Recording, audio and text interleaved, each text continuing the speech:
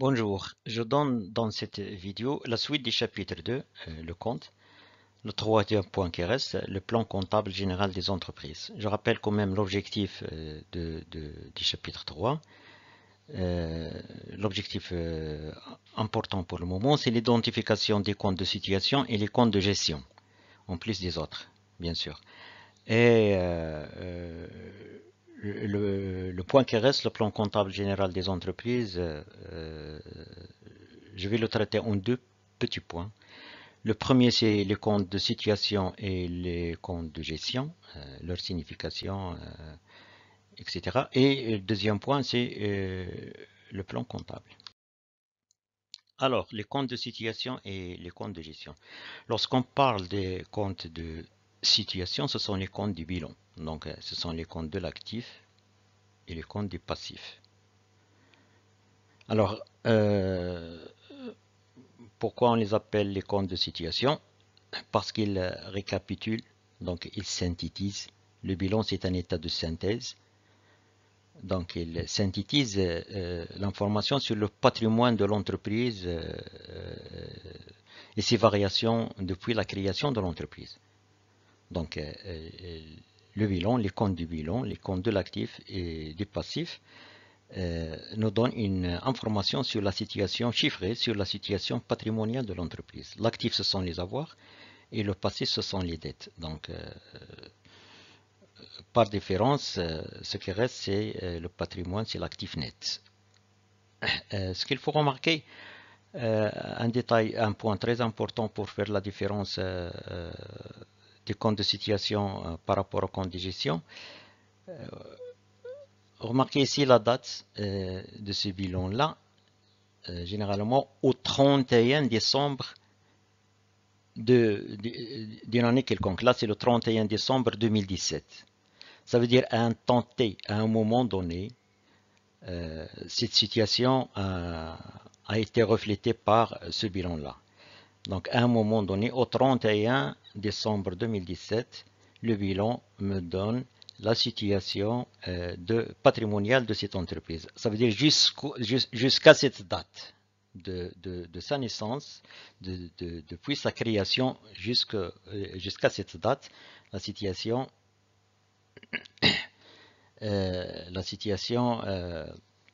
est donnée par ce bilan-là. Prenons par exemple pour bien comprendre la chose, prenons par exemple quelques comptes de l'actif immobilisé de cette entreprise. Donc terrain, construction, installation technique, matériel de transport. Là, ce sont des avoirs. Mais ce sont des avoirs qui ont été acquis pour les terrains ou les constructions, par exemple, depuis la création de l'entreprise. Donc, à cette date du 31 décembre 2017, la situation de ces biens est la suivante. Donc voilà ce qu'on a ajouté, ce qu'on a vendu, ce qu'on a. Voilà. Donc, autre exemple, les stocks de marchandises, ça aussi, les marchandises, les matières premières, qu'est-ce qu'ils me donnent ces comptes, qu'est-ce qu'ils récapitulent comme information? C'est la situation de l'entreprise au niveau des stocks à cette date. Voilà, et la même chose pour la trésorerie, donc il reflète tous les éléments disponibles en caisse, dans la banque, etc. Par contre, les dettes, là, c'est la situation des dettes à cette date du bilan, donc il y a les avoirs et les dettes, donc voilà, le côté négatif, voilà, les dettes du passif circulant, ce sont des dettes, mais à très court terme. En tout cas, le bilan me donne la situation au 31-12 de la trésorerie passive aussi, donc là c'est liquidité à court terme. Un point très important, c'est que le bilan au 31-12 me donne aussi le résultat net de l'exercice. Le résultat net de l'exercice qui est ici de 774 millions. Donc là, c'est une grande entreprise au passage. Donc, le résultat net de l'exercice qui vient de s'écouler, de l'exercice qui vient de se terminer à cette date-là. Donc, c'est toute une année.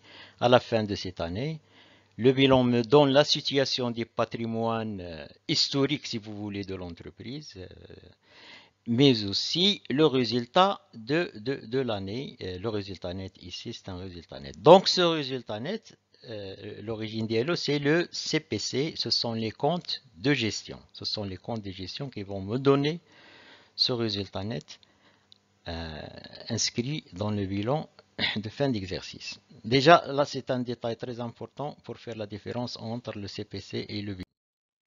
Voyons les comptes de gestion. Donc, les comptes de gestion, ce sont les comptes du CPC, ce sont les comptes de produits et des charges, qui ne s'intéressent pas au passé, mais uniquement à l'exercice comptable qui vient de s'écouler. Donc, le bilan, il y a des valeurs historiques, certaines immobilisations, donc inscrites à leur valeur historique qui date. Mais le CPC, tout ce qu'il y a dans le CPC, il concerne l'exercice comptable, rien que l'exercice comptable. D'ailleurs, voilà l'exercice du 01/01/2017 au 31/12/2017. Donc, c'est une année civile. Le CPC retrace la situation, mais pendant une année. Le bilan donne la synthèse en fin d'année. Donc voilà la différence. Le bilan au 31/12, ça veut dire au moment T, le CPC exercice du 01 au 31/12. Donc c'est toute une année. Alors, quelques informations sur le CPC. Quels sont tout d'abord, c'est quoi la définition des produits? Donc les produits sont les revenus. Euh, Ces revenus augmentent les ressources de l'entreprise, donc ils portent le nom de produit. Il ne faut pas faire la confusion avec biens et services. Là, c'est les produits au sens de revenus qui augmentent les ressources de l'entreprise. Et ils sont tirés de la vente de biens ou de services provenant de l'activité principale de l'entreprise, mais aussi de l'activité tirée d'une activité secondaire. Donc, une entreprise peut développer à côté de son activité principale une petite activité secondaire selon l'occasion, location d'un terrain vague qu'on n'utilise pas, vente d'une immobilisation par exemple. Lorsqu'il se débarrasse d'une immobilisation en la cédant à une autre personne, le revenu tiré de cette transaction, c'est un revenu secondaire. Donc, il n'est pas principal, mais ça compte dans les produits de l'entreprise. Ce sont des ressources. Donc, c'est pour ça qu'ils fonctionnent de la même manière comme les comptes des passifs. Donc, il augmente côté débit, côté crédit, il diminue côté débit. Les charges, quant aux charges, les charges sont des sommes versées ou versées à des tiers, à des partenaires de l'entreprise en contrepartie d'achat de biens ou de services, les fournisseurs par exemple, ou bien d'une obligation contractuelle ou salariale, paiement de salaire, paiement d'impôts, etc. Là, ce sont des sommes versées ou bien à verser. Donc, versées, c'est qui ont été versées, dépensées, sorties de la caisse ou de la banque, mais à verser, ça reste dans les dettes. Donc, ce sont des sommes, des emplois définitifs. Donc, ce sont des emplois, ils diminuent les ressources de l'entreprise. C'est pour ça qu'ils sont considérés, le fonctionnement de ces comptes de charges est similaire à celui de l'actif. Donc, il augmente côté débit, il diminue côté crédit. Il faut distinguer aussi entre les charges à partir de leur nature. Donc, il y a trois niveaux, mais avant, il faut distinguer entre les charges et les produits courants. Ça veut dire ceux qui ont un rapport avec l'activité normale de l'entreprise ou l'activité ordinaire de l'entreprise et les charges et les produits non courants ou bien exceptionnels qui n'ont pas de caractère répétitif. Donc, ça arrive une fois par période, ça dépend. La vente, par exemple, d'une immobilisation, c'est une affaire exceptionnelle, donc et qui n'est pas courante. Ça ne relève ni de l'activité principale ni de l'activité secondaire de l'entreprise. Donc déjà, il y a cette distinction et les charges et les produits courants, là, il y a le niveau exploitation et le niveau financier. Donc le niveau exploitation, c'est l'exploitation ordinaire de l'entreprise. Et le niveau financier, ce sont les produits et les charges financières, comme par exemple paiement des intérêts, etc. Voyons maintenant qu'est-ce que nous donne le CPC comme information. Prenons par exemple les niveaux de résultats qu'il nous donne. Donc, nous avons le premier niveau de résultats, ce sont les produits d'exploitation. Donc là, c'est le chiffre d'affaires, c'est la ressource principale de l'entreprise, le principal revenu de l'entreprise, c'est son chiffre d'affaires. Je retranche de ces produits d'exploitation les charges d'exploitation, donc les charges qui ont un rapport direct avec l'activité normale de l'entreprise, ce sont les achats de matières premières, etc., les charges de personnel, etc. Et cette différence me donne le résultat d'exploitation. Donc, c'est un résultat, c'est une différence entre les produits d'exploitation et les charges d'exploitation. Donc, deuxième niveau de l'activité courante de l'entreprise, c'est le niveau financier. Donc, le CPC prend les produits financiers, ce qui gagne l'entreprise, par exemple des intérêts. L'entreprise peut gagner des intérêts, elle peut gagner sur le change lorsqu'il y a variation de taux de change entre la monnaie nationale et la monnaie d'un partenaire étranger. Donc, il y a des chances que l'entreprise, ou bien il gagne, ou bien il perd. S'il gagne, c'est un produit financier. S'il perd, c'est une charge financière, perte de change. Donc, en tout cas, le CPC fait la différence entre les produits financiers et les charges financières. Il dégage un résultat financier qui s'ajoute au résultat d'exploitation et le CPC nous donne le résultat courant ou le résultat de l'activité courante. Auquel résultat on va ajouter la différence entre les produits non courants, donc produits de cession d'immobilisation, donc c'est rare que l'entreprise cède une immobilisation. Je retranche les charges exceptionnelles ou bien non courantes qui n'arrivent que rarement et ça nous donne le résultat non courant. Donc résultat courant plus ou moins résultat non courant, ça dépend de son signe, ça nous donne le résultat avant impôt. Donc, on retranche des résultats avant impôt l'impôt sur les sociétés, l'impôt sur les bénéfices, et ça nous donne le résultat net. Et c'est ce résultat net qu'on va retrouver, c'est ce résultat net qui concerne toute l'année, de l'activité de toute une année, de l'activité courante et non courante de toute une année, il nous donne un résultat net qui, soit il est positif, soit il est négatif. En tout cas, c'est ce résultat, 774 millions dans notre cas, qu'on va retrouver dans le bilan de fin d'année. Deuxième point, le plan comptable marocain. Je présente le plan comptable général marocain. Donc c'est un document très important, je dis ça au passage pour les étudiants dans ce cours de comptabilité générale. C'est un document très important. Euh,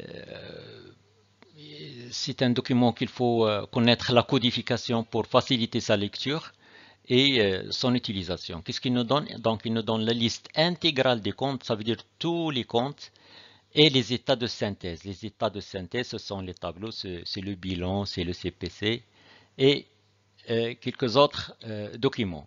Mais il nous donne la liste intégrale. Donc les entreprises ne sont pas obligées de suivre la liste intégrale, mais d'utiliser les comptes qui les concernent. Donc il y a une classification, ce que je vais traiter dans cette présentation sur le plan comptable, c'est surtout cette classification. Donc il y a une classification importante à connaître. Donc, le plan comptable classe les comptes par grande masse de 10. Donc, voilà. Ce qui nous intéresse, nous, c'est la classe numéro 1 jusqu'à la classe numéro 7 dans le cours de la comptabilité générale. Et pour faciliter leur mémorisation, je trace un bilan. Donc, le passif, la première classe, ce sont les comptes de financement permanent. Donc, le financement permanent, il y a les capitaux propres et les capitaux étrangers ou bien les dettes financières. Donc, là, c'est la classe 1. La classe 2, c'est l'actif immobilisé. La classe 3, c'est le compte de l'actif circulant hors trésorerie. La classe 4, c'est le compte du passif circulant. Et la classe 5, ce sont les comptes de la trésorerie actif et passif. La classe 6 et la classe 7, la classe 6, ce sont les comptes de charge et la classe 7, les comptes de produits. C'est le CPC. Alors, ce qu'il faut retenir maintenant, c'est la classification dans le bilan. Donc 1, 2, 3, 4 et 5. Je vais vous montrer un peu un exemple, sur un petit exemple, cette codification. Prenons la classe 3, compte d'actifs circulants hors trésorerie. Donc cette classe stock, 31 c'est stock, et le plan comptable nous donne la liste de tous les comptes et les sous-comptes de stock. Ce qu'il faut retenir tout d'abord, là ce sont des comptes et des sous-comptes. Le compte a 4 chiffres. Donc par exemple 3111, là c'est un compte. Alors, prenons l'exemple de 31211, matière première groupe A. Voyons ce qu'il y a dans ce numéro-là. Donc 31211. Le 3 fait référence à la classe. Donc rappelez-vous dans le bilan, la classe 3, c'est l'actif circulant. Donc classe 3. Le 1, c'est la masse ou la classe. Le 1, c'est la rubrique. Donc 31 stock, c'est une rubrique. Donc la rubrique a 2 chiffres. Le 2, c'est le poste. Donc le poste a 3 chiffres. Et le 1 correspond au compte principal. L'autre numéro, c'est un compte divisionnaire. Donc il peut y avoir plusieurs comptes divisionnaires. Donc, ce qu'il faut retenir, c'est la classe, c'est le premier numéro des comptes. Deuxième numéro des comptes, c'est le numéro de la rubrique. Troisième numéro des comptes, c'est le poste. Et le compte a 4 numéros. Le compte divisionnaire, on peut ajouter d'autres comptes divisionnaires avec 5 ou 6 numéros. Prenons le compte client par exemple. Donc le compte client c'est 3421. Donc 3 c'est la classe. Et puis la rubrique, et puis le poste, et puis la classe, et puis le compte. Prenons la classe 6 et la classe 7, les comptes de produits aux charges. Donc le plan comptable nous donne tous les comptes, toutes les charges d'exploitation et tous les produits d'exploitation. Et c'est la même classification, comme ici le compte achat d'emballage.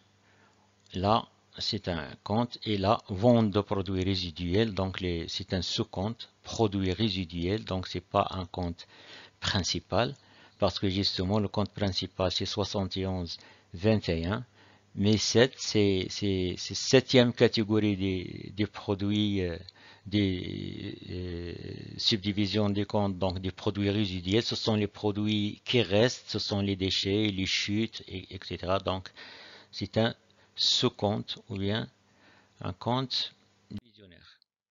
Ce qu'il faut retenir, c'est que le bilan comptable récapitule le patrimoine d'une entreprise et ses variations depuis la création de l'entreprise. Donc, il prend les valeurs historiques. Le CPC retrace les produits, ressources et les charges emploi de l'entreprise pour un exercice comptable, généralement une année. Donc, il y a une différence de délai. Donc, on peut considérer le bilan comme étant l'image, une photo en fin d'exercice comptable, une photo à une date donnée. Et le CPC, on peut le considérer comme la vidéo de ce qui s'est passé durant l'exercice comptable. Donc, il y a la différence entre l'image fixe, c'est le bilan, et le CPC, c'est la vidéo, le film de tout ce qui s'est passé durant l'exercice comptable. Les produits ressources et les charges emploi sont classés par nature. Donc, les produits et les charges sont classés par nature. Donc, l'exploitation financière est exceptionnelle. Les comptes de charge fonctionnent comme ceux de l'actif, donc ils augmentent côté débit et diminuent côté crédit. Et les comptes de produits fonctionnent comme ceux des passifs, ils augmentent côté crédit et diminuent côté débit.